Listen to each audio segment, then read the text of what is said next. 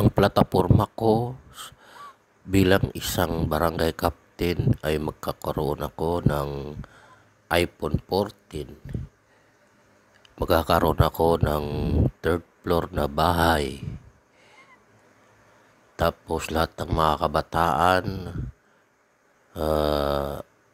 bibigyan ko sila ng iPhone 14 na hulugan. Gamitin yung pundo ng barangay para yung kikitain nito mapupunta rin sa barangay at ipampapasweldo sa ibang mga palahubog, yung manginginom.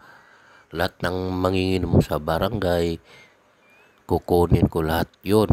May sweldo silang 10,000 plus pre na gin o tanduay o kahit anong whiskey na gusto nila. 10,000 yung sweldo nila. Tapos ang pag-inom nila kailangan sa umaga, sa tanghali at hapunan. Yun ang trabaho ng barangay captain na manginginom.